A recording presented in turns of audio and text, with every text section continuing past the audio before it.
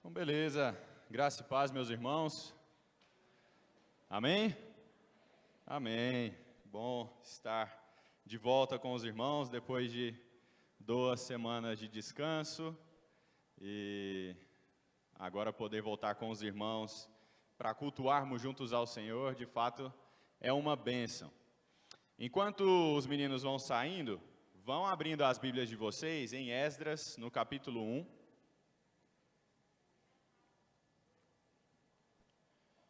Esdras capítulo 1, nós vamos ler o capítulo todo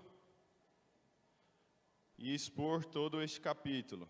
Esdras capítulo 1, do verso 1 ao verso 11.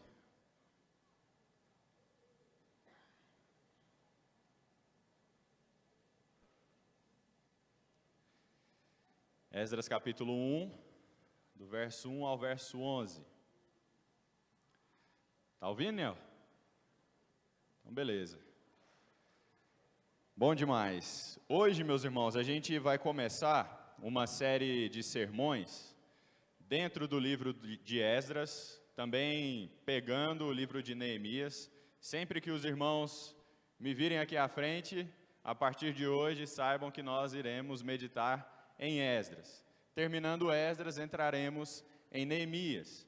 É uma série de sermões onde eu intitulei de Da Babilônia a Jerusalém, pegando uma alusão que o versículo 11 deste primeiro capítulo traz, que vai trabalhar sobre, de fato, esse retorno do povo de Deus a Jerusalém para a reconstrução da cidade, para a reconstrução do templo, para a reestruturação também do relacionamento com Deus, por meio do culto, por meio da frequência no templo e outras coisas que nós veremos à medida em que formos caminhando neste livro, tá bom?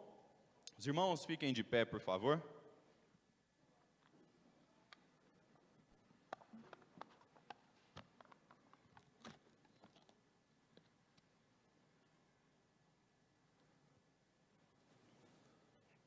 Esdras capítulo 1 diz assim: No primeiro ano do reinado de Ciro, rei da Pérsia, para que se cumprisse a palavra do Senhor por boca de Jeremias, o Senhor despertou o espírito de Ciro, rei da Pérsia, que ordenou que se proclamasse em todo o seu reino e que se pusesse por escrito o seguinte: Assim diz Ciro, rei da Pérsia: O Senhor, Deus dos céus, me deu todos os reinos da terra e me encarregou de lhe edificar um templo em Jerusalém, que fica em Judá. Aquele dentre vós que for do seu povo, que o seu Deus esteja com ele, e que suba para Jerusalém, que fica em Judá, e edifique a casa do Senhor, Deus de Israel. Ele é o Deus que está em Jerusalém. Todo aquele que restar, seja qual for o lugar que habita, que os homens desse lugar o ajudem com prata, ouro, bens e gado, além das dádivas voluntárias para a casa de Deus em Jerusalém. Verso 5. Então se levantaram os chefes de famílias de Judá e de Benjamim, os sacerdotes, os levitas e todos aqueles cujo espírito Deus despertou para subirem a edificar a casa do Senhor em Jerusalém. Todos os que moravam nos arredores os ajudaram com objetos de prata e de ouro, bens, gado e coisas preciosas, além de todas as ofertas voluntárias. Também o rei Ciro entregou os utensílios da casa do Senhor, os quais Nabucodonosor tinha trazido de Jerusalém e colocado na casa de seus deuses.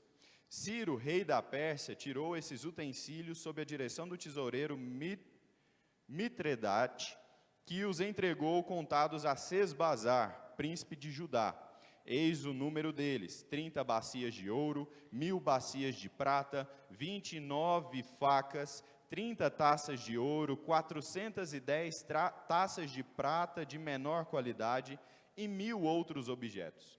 Todos os utensílios de ouro e de prata foram 5.400. Sesbazar levou todos esses consigo quando os exilados voltaram da Babilônia para Jerusalém. Amém. Os irmãos podem se assentar. Vamos orar mais uma vez. Está travando lá? Lá no computador mesmo resolve. Só puxar lá e colocar de novo. Tá. Vamos orar então. Pai, nós te agradecemos porque sabemos que o Senhor é quem fala por meio da tua palavra e nós pedimos que de fato os nossos corações, Pai, em nome de Jesus, perdoar pecados e restaurar o relacionamento com aquelas vidas que estão distantes do Senhor por meio da exposição dessa palavra. Que de fato seja um instrumento, Pai, para que vidas entendam que o Senhor é o Rei dos nossos corações e que é ao Senhor que nós devemos, Pai, sim, toda submissão, toda honra, todo louvor. Que o Senhor possa de fato nos instruir para o teu louvor, Pai. Em nome de Jesus, amém. Amém. Recentemente aí, os irmãos sabem, a gente saiu de férias essas 2 semanas e em uma semana nós estivemos no Rio Quente. E eu não sei os irmãos aí, quando saem de férias ou viajam para a casa de parente, para alguma festa, ou quando viajam a trabalho, eu não sei como que os irmãos reagem.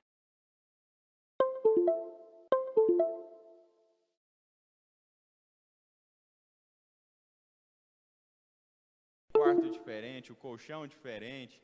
Eu tenho muita dificuldade para dormir. Mais alguém aqui tem esse tipo de dificuldade também? Eu pensei que fossem mais, ó.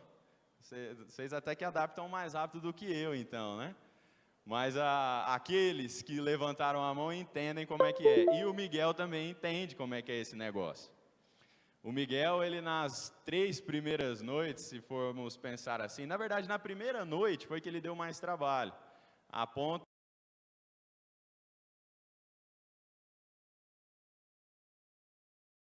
de conversar sozinho aqui mesmo e assim vai. E começou lá a dar o jeitinho dele. Mas é interessante quando a gente sai da nossa casa, do nosso conforto,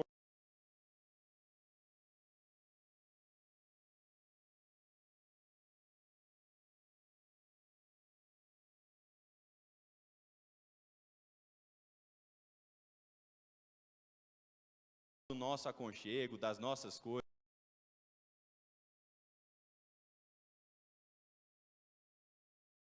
O contexto aponta que o povo de Israel estava passando por um período justamente assim, há pelo menos 70 anos.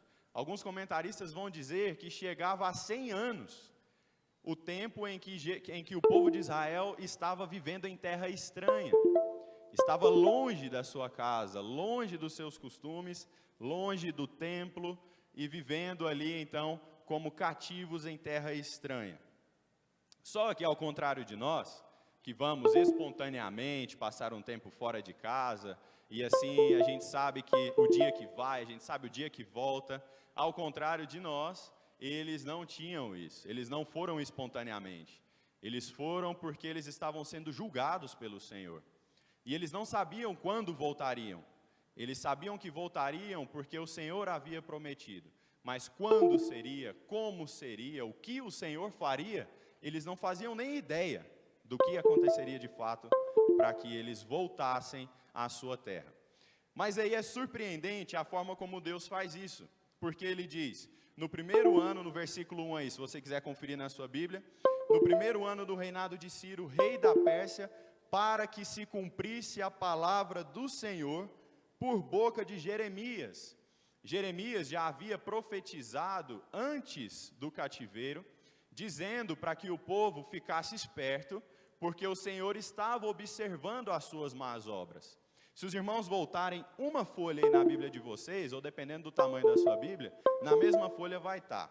Mas no capítulo 36 de 2 Crônicas, dos versículos 11 ao versículo 21, os irmãos verão uma lista do que exatamente o povo fez para que o Senhor ficasse tão enfurecido com eles, ou com ele, com o povo, a ponto de enviar uma nação pagã para dominar o povo e levar esse povo cativo. Começa, meus irmãos, olha para vocês verem que interessante, começa da figura do líder, o rei Zedequias, diz assim a partir do versículo 11, Zedequias tinha 21 anos de idade quando começou a reinar e reinou 11 anos em Jerusalém. Zedequias fez o que era mal aos olhos do Senhor, seu Deus, e do profeta Jeremias, que falava da parte do Senhor. Também se rebelou contra o rei Nabucodonosor, que o tinha obrigado a jurar fidelidade em nome de Deus. Olha o nível da perversão do coração do cabra. Deus fala por meio do profeta, ele não ouve. Deus fala por meio de um rei pagão, ele não ouve. Independente de quem aparecesse para Zedequias, para falar para ele o que era a vontade de Deus, o coração dele estava tão endurecido, que assim ele não seria capaz de dar ouvidos e de obedecer à palavra que estava sendo dita.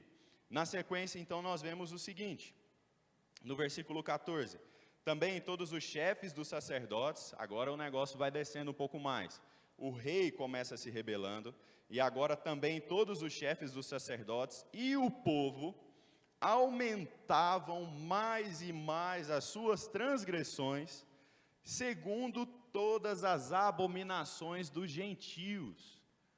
Sabe aquele negócio assim de que não existe diferença na vida de determinados crentes e a vida de determinados cidadãos não crentes? É basicamente isso. Quando você olha para alguém que tem uma rotina de igreja, né? De participar dos cultos, de estar nas programações, mas que não tem um compromisso com Deus e não se importa com santidade, essa pessoa é comparada àquele que não tem o Senhor. No próprio texto está dizendo, o costume deles era igual ao costume daqueles que não conheciam o Senhor. E santo que o Senhor é, puro que Ele é inaceitável que pessoas que se digam filhas de Deus se comportem dessa maneira. É inaceitável, não porque eu estou dizendo, mas porque o texto estabeleceu que é assim. O próprio Deus diz que é assim. E na sequência nós vemos também, e contaminaram o templo que o Senhor tinha santificado em Jerusalém. E aí, a partir do versículo 15, o Senhor Deus de seus pais, sempre de novo falou-lhes por meio dos seus mensageiros, porque teve compaixão do seu povo e da sua própria morada. Deus tem compaixão mesmo diante da rebeldia do povo. Mas na sequência, mas eles zombaram dos mensageiros de Deus, desprezaram as palavras deles e debocharam dos seus profetas, até que a ira do Senhor veio sobre o seu povo e não houve mais remédio. É aquele negócio, né, pra gente, eu ainda não cheguei nessa fase, né, da paternidade, mas para os que têm filhos um pouco mais avançados em idade aí, né, meu filho, não faz isso. E aí você vira as costas, o menino está lá. Meu filho, não enfia o dedo na tomada. E você vira as costas, o menino está lá futricando. Meu filho, não enfia o dedo na tomada. E ele está lá arrodeando. Meu filho, não enfia o dedo na tomada. E aí simplesmente você fala assim, cara, vou deixar. E de repente o menino mete o dedo na tomada, é aquele estralo todo. E aí vem o menino correndo. Ai meu Deus, levei um choque, me ajuda. É basicamente isso, se for para simplificar, é basicamente isso, a forma como Deus lida com o povo. Não se rebelem, voltem aos meus caminhos. E o povo insiste em desonrar ao Senhor, em zombar dos profetas do Senhor. Por isso, então, esse povo está passando por isso, por esse momento de cativeiro, porque a ira do Senhor veio sobre eles e já não tinha mais remédio. Mas longânimo como o Senhor é, compassivo como o Senhor é, como já tinha dito por meio de Jeremias, lá no capítulo 25, e no 29 também, como já tinha dito por meio de Jeremias, no tempo certo, Deus levantaria o meio correto também, segundo a vontade dEle, para que o povo voltasse ao seu lugar de origem. Compassivo que o Senhor é, Ele nunca deixaria o seu povo para sempre sob o domínio daqueles que não o servem. Deus nunca faria isso, porque Ele ama o seu povo, porque Ele estabeleceu uma aliança com o seu povo, que, como os irmãos já bem sabem, é aquela aliança unilateral, né? Porque se dependesse de o Senhor fazer uma aliança, que dependesse da fidelidade do homem, e dependesse da fidelidade dele, o homem nunca seria capaz de cumprir isso. Então, quando Deus faz a aliança com o seu povo, Ele faz com que Abraão adormeça, e ele mesmo é o único que passa por entre os animais ali, selando o compromisso com a descendência de Abraão, dizendo: vocês serão o meu povo e eu serei o seu Deus. E por ser o Deus de Israel, era impossível que Deus os deixasse na mão, porque a palavra dele é viva e dura para sempre. E ele já havia dito que isso aconteceria, e ele promove um meio não tão convencional. Se nós fôssemos escrever a história, ou conduzir a história, não sei se faríamos assim, mas ele promove um meio muito do curioso, pelo menos, que é o quê? O povo estava debaixo do domínio de Nabucodonosor, na dita Neobabilônia já, né? Que é quando a Babilônia alcança o seu auge ali entre as nações, é sob o domínio de Nabucodonosor. Antes ela era uma nação mais comum, mas quando Nabucodonosor assume, e aí então eles dominam sobre Jerusalém, sobre o povo de Israel, e aí acontece que com o passar dos anos, o reino persa também cresce diante das nações, e domina sobre, então, o reinado, ou o império da Babilônia.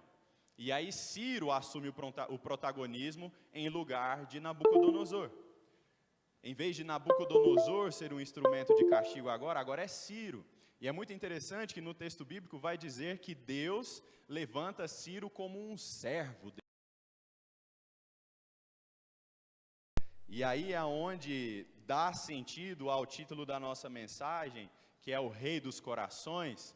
Não tem nada, tem um pouco de relação com a peça do Vidiarte, mas a relação é porque o texto diz na sequência: o Senhor despertou o espírito de Ciro. Espírito aqui pode ser traduzido tanto como coração, como vontade também. E o despertar de Deus em relação ao espírito de Ciro, ao coração de Ciro, mostra que ainda que fosse um rei pagão, ainda que fosse um rei que não conhecesse o Senhor, a experimentar a comunhão com Ele, Deus tinha domínio sobre o coração de Ciro, sobre a vida de Ciro.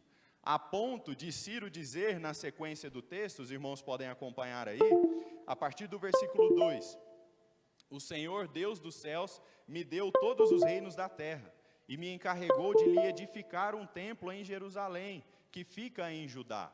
Quando no versículo 1 diz que Deus despertou o espírito de Ciro, está dizendo que Deus o chamou para uma obra específica. Deus tinha uma missão específica para Ciro, que era de estabelecer um decreto para que o povo voltasse a Jerusalém e desse início à reconstrução da vida ali em Jerusalém.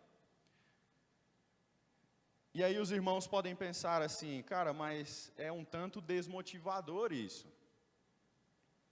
Porque basicamente a gente continua sob o domínio de um outro rei. Eles saem do domínio de Nabucodonosor e caem na mão de Ciro.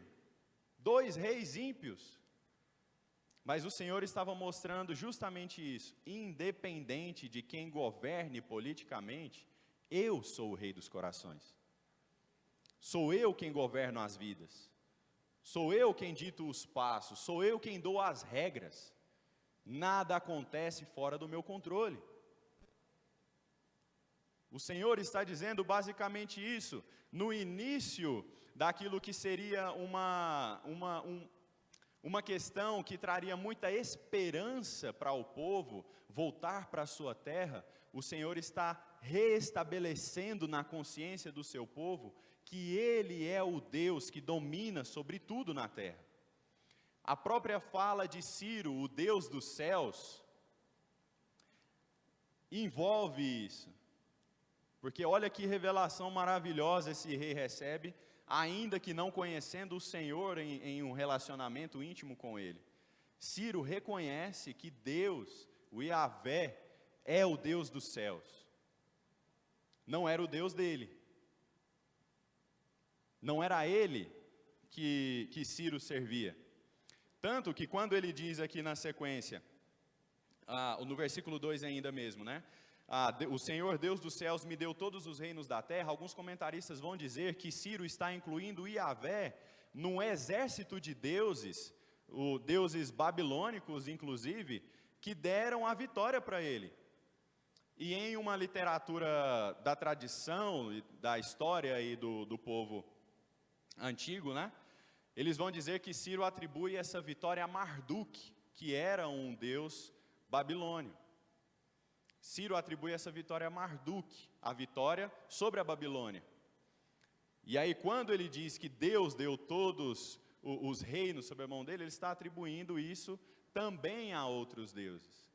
Mal sabia ele que esses outros deuses, não existindo, não tiveram participação alguma.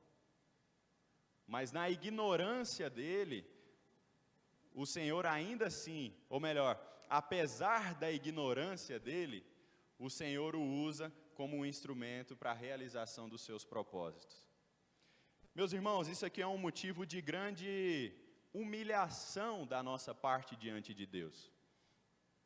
Porque se Deus domina o coração de reis, dos poderosos, a ponto de que todos esses façam única e exclusivamente a vontade dele para o cumprimento dos seus propósitos, esse é um motivo para que nós nos humilhemos diante dele, em atitude de fato de submissão, em sabermos que os propósitos dele são maiores e nós devemos servir a ele, no cumprimento dos seus objetivos. Porque ele, mais uma vez, os irmãos já me ouviram falar isso outras vezes, ele está em missão no mundo. Ele está em missão no mundo, e essa missão visa a glória dele. E nós somos privilegiados e temos a oportunidade de participarmos dessa missão. Abandonando a nossa ignorância, como Ciro aqui precisava fazer, mas não reconheceria. Abandonando a nossa ignorância de acharmos que podemos com as nossas forças, de acharmos que podemos com o nosso intelecto, de acharmos que podemos com os nossos recursos, com a nossa influência. Não era porque Ciro era rei somente que Deus quis usá-lo, mas é porque Deus era rei e ele usaria qualquer um para trazer de volta o seu povo a Jerusalém. Não dependia alguns comentaristas vão até dizer isso, né? Que a volta do povo a Jerusalém não dependia da bondade ou da estratégia política de Ciro. Dependia da intervenção do Deus dos céus. A restauração do povo, a restauração da comunhão com o Senhor, a restauração da alegria do povo. Se os irmãos forem ler, eu sempre me confundo o número do Salmo, mas que vai dizer, né, pelos rios da Babilônia, nós sentávamos e chorávamos, e eles nos pediam, cantem uma canção. Eu falo, como que a gente vai cantar em terra estranha? O povo estava desanimado, eles tinham perdido a alegria, porque eles estavam vivendo em uma terra estranha há muitos e muitos anos.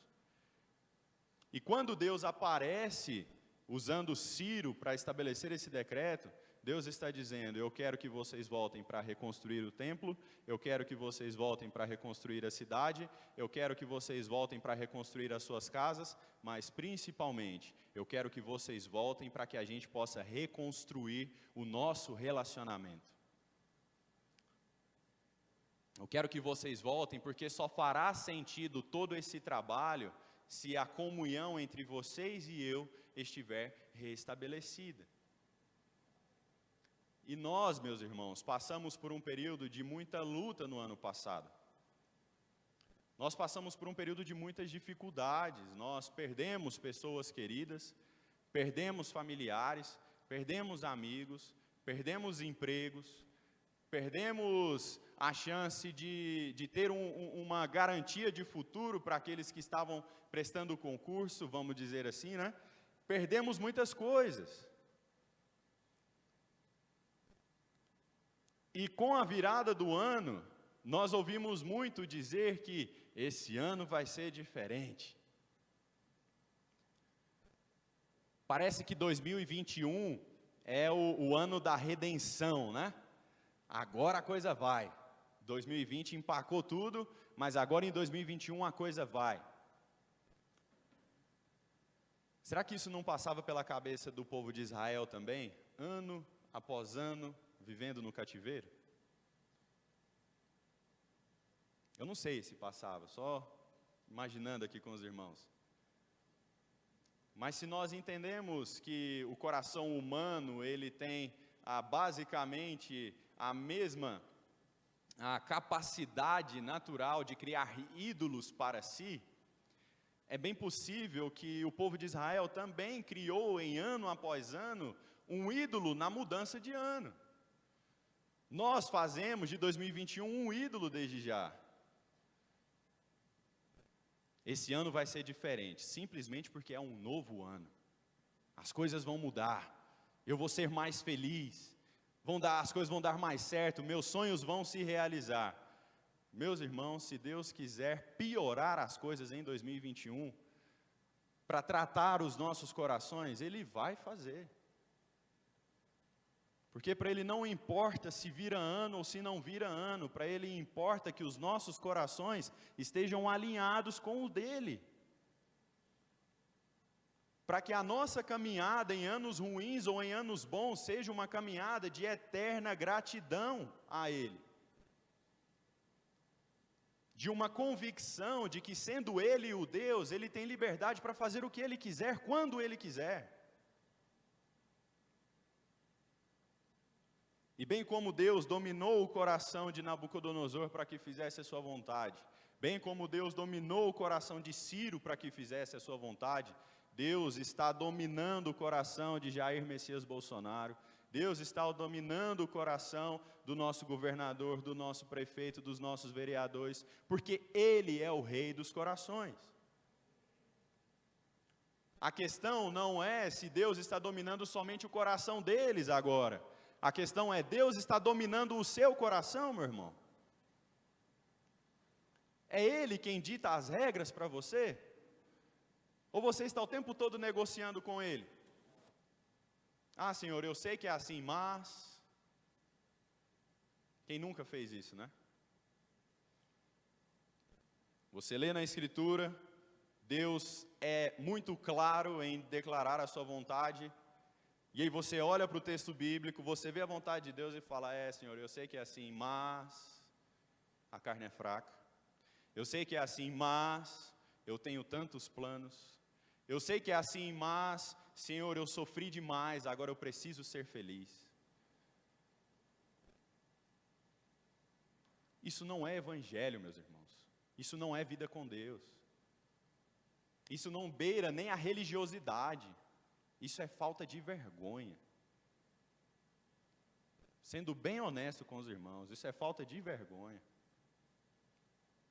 Porque quando pessoas se dizem cristãs e tentam barganhar com Deus, tentando assumir o domínio das situações, o domínio de sua vida, elas estão dizendo para Deus simplesmente que Ele não serve na sua sabedoria, que Ele não serve na sua santidade, que Ele é simplesmente um cara legal, que enviou um outro cara legal, que fez um outro cara legal vir depois, só para fazer bonito na história. E não é nada disso, meus irmãos. Deus, Ele está agindo no mundo, em missão no mundo, para estabelecer o reino dEle nos corações. E isso envolve não só o coração dos nossos governantes, mas envolve o meu e o seu coração. Porque se o Senhor for o rei dos nossos corações, nós deixaremos de viver uma moralidade vazia e passaremos a refletir mais. Nós somos uma geração de igreja que não pensa para ser crente. A gente não pensa para ser crente. A gente simplesmente vai.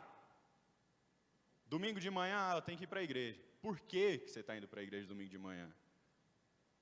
Domingo à noite eu tenho que ir para o culto. Por que você está indo para o culto? Eu estou indo assistir o culto. O que envolve assistir o culto? Outra, assistir o culto é o correto? Eu estou fugindo da tentação aqui, eu tenho que correr desse pecado. Por que que você está correndo desse pecado?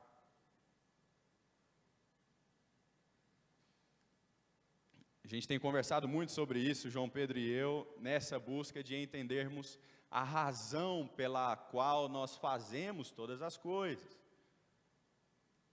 E se nós formos os reis dos nossos corações, a razão pela qual nós fazemos todas as coisas é a nossa satisfação, é o nosso prazer. Por isso, Israel estava cativo.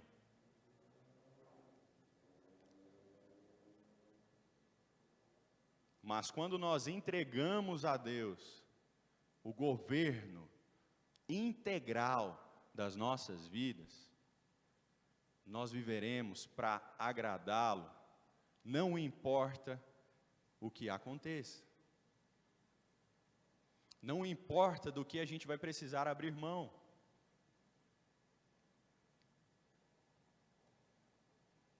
Não importa o que você vai precisar perder.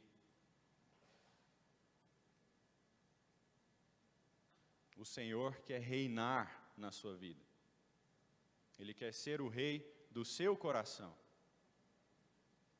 E isso é muito interessante porque na sequência do texto, o autor do texto de Esdras aqui vai dizer, a partir do versículo 4, que os homens desse lugar ajudem com prata, com ouro, bens e gado, além das dádivas voluntárias para a casa de Deus em Jerusalém. Versículos 5 e 6. Então se levantaram os chefes de famílias de Judá e de Benjamim, os sacerdotes e os levitas e todos aqueles cujo espírito de Ciro, Deus desperta o espírito do povo para que o mundo naquele momento trabalhe. É como se Deus estivesse sacudindo tanto Ciro como o povo para falar, vão, isso é urgente, isso precisa ser feito logo, vão. E aí o que acontece na sequência do texto é, também o rei Ciro entregou os utensílios da casa do Senhor e seus deuses. Porque Nabucodonosor pegou todos esses utensílios e levou para a Babilônia? Porque no costume antigo, nas guerras, os povos, quando eles dominavam sobre uma nação, era costume que eles invadissem o templo, saqueassem o templo para mostrar que o Deus deles estava vencendo sobre o Deus daquela nação subjugada. Então, Nabucodonosor, quando ele tem essa atitude, ele tem a atitude de quê? De não apenas dominar sobre uma nação, mas de derrotar um Deus. Quando ele domina e quando ele pega as coisas do templo, ele está declarando, nós te amamos, Deus. Porque entendemos que o Senhor é poderoso demais e o Senhor tem tão grande compaixão para conosco, que a nós cabe simplesmente nos rendermos a Ti. Aos meus irmãos que estão de pé, eu peço, ou pelos meus irmãos que estão de pé, eu peço que o Senhor trate, Pai, com muito carinho, com muito zelo, isso que eles mesmos sabem que precisa ser tratado. Que o Senhor assuma o domínio completo, que eles se entreguem sem reservas, que eles sejam, Senhor, servos submissos, servos dedicados, filhos amados, e que eles saibam, Pai, que mais vale em todo o mundo agradar o Senhor, sermos servos do Senhor, do que conquistar qualquer outra coisa aqui.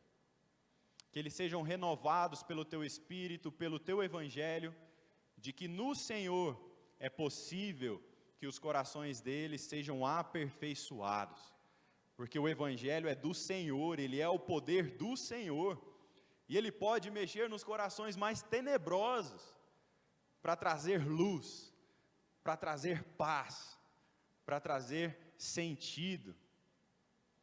E que os meus irmãos, Pai, esses que se colocaram de pé, sejam, Pai, reanimados pelo Senhor. Que a esperança de um novo ano, de uma nova caminhada, não seja vazia no novo ano, mas que seja preenchida com o Teu Evangelho, na certeza de que com o Senhor certamente esse há de ser um novo ano, e esse há de ser um ano mais frutífero, um ano de um maior valor, ainda que tenhamos perdas, ainda que tenhamos lutas, com o Senhor nós não apenas venceremos essas lutas, como nos alegraremos de saber que somos teus filhos. É maravilhoso, Pai, sermos servos do Senhor. É incrível perceber que tão pequenos somos alcançados com tamanha graça. Que o Senhor de fato nos anime, Pai, e nos leve a um serviço mais fiel ao Senhor. Em nome de Jesus é que nós oramos. Amém. Amém.